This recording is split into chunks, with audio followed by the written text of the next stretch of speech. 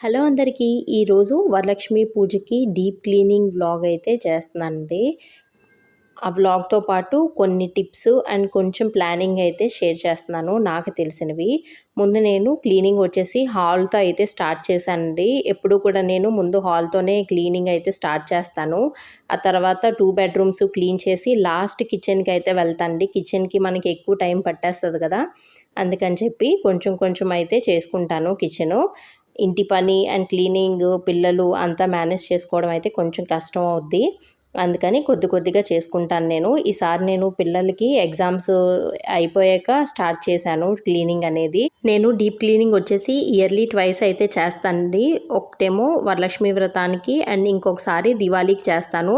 యాక్చువల్‌గా పొంగల్‌కి చెయ్యాలి. కానీ నేను పొంగల్‌కి చేయను. ఎందుకంటే మేము పొంగల్‌కి ఇంటికి వెళ్తాం కాబట్టి నార్మల్‌గా క్లీన్ చేస్తానంతే. ఇప్పుడు నాకు తెలిసిన నేను ఫాలో అయ్యే కొన్ని టిప్స్ మీతో షేర్ చేస్తాను.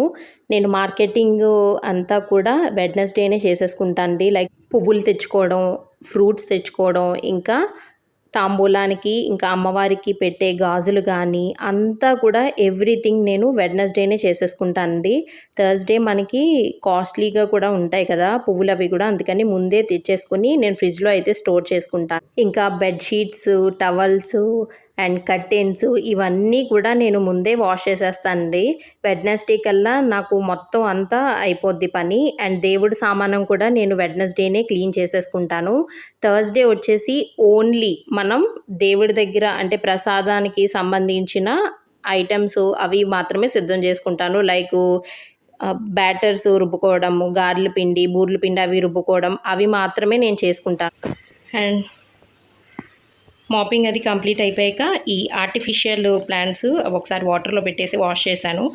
అండ్ ఇక్కడ చూసినట్లయితే మీరు మా అబ్బాయి ఇవి బొమ్మలు, ఇవి స్పైడర్ మ్యాన్ అని, ఐరన్ మ్యాన్ అని ఎన్ని ఉన్నాయో, మీ పిల్లలు కూడా ఇలాగే కుట్ల కుట్ల కింద ఉంటాయా, ఇవి కూడా వాష్ చేశాను. హలో అండి, ఇప్పుడు అయింది హాల్ మొత్తం క్లీన్ చేసేటప్పటికి. టైము వచ్చేసి ఇప్పుడు ఎంత అయింది, 12:36 అయింది. ఇప్పటికి అయ్యింది నా క్లీనింగ్ సెక్షను, మాపింగ్ అంతా కూడా. కిచెన్లో అయితే వంట అయితే ఏమీ చేయలేదు. ఇందాక షేర్ చేశాను కదా, జస్ట్ రైస్ పెట్టాను.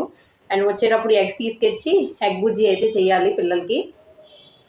అంటే శ్రావణ మాసంలో ఎగ్ తింటారా అని అనుకోవచ్చు మీరు. శ్రావణ మాసంలో తింటాము, జస్ట్ ఫ్రైడే మాత్రమే తిన్ను. నేనైతే థర్స్డే అంటే ముందు రోజు నుంచి తిన్ను. థర్స్డే, ఫ్రైడే అయితే తిన్ను. అండ్ బ్లాగ్ అయితే కంటిన్యూ అవుద్ది. ఇప్పుడు స్కూల్ నుంచి పిల్లల్ని తీసుకొచ్చి తర్వాత మీతో మాట్లాడతాను. ఇవాళ యాక్చువల్గా వాళ్ళకి ఎగ్జామ్ లాస్ట్ డే. అండ్ ఇద్దరు ఎలా రాశారు ఏంటి అనేది వచ్చాక షేర్ చేస్తాను. బాయ్. నేనైతే థర్స్డే తలస్నానం చేసి గుమ్మానికి మామిడాకులు కట్టడం, ఇంకా పూలదండలు అవి కట్టుకోవడం, పాలవెల్లికి సంబంధించిన ఫ్రూట్స్ అవన్నీ కూడా కట్టుకోవడం, అవన్నీ కూడా నేను థర్స్డేనే చేసేస్తానండి. థర్స్డే నైటు దాని తోరాలు కూడా వేస్తాం కదా అమ్మవారికి, అవి కూడా నేను ముందు రోజే రెడీ చేసి పెట్టేసుకుంటానండి. అండ్ ఈ పూజ విషయంలో మీరు చేదస్థానికైతే పోవద్దు. అంటే ముందు రోజే చేసుకుంటాను నేను అన్నీ అంటే అవ్వదు. అంతా కూడా ముందుగా ప్లాన్ చేసుకుని హ్యాపీగా పూజ అయితే మీరు చేసేసుకోండి.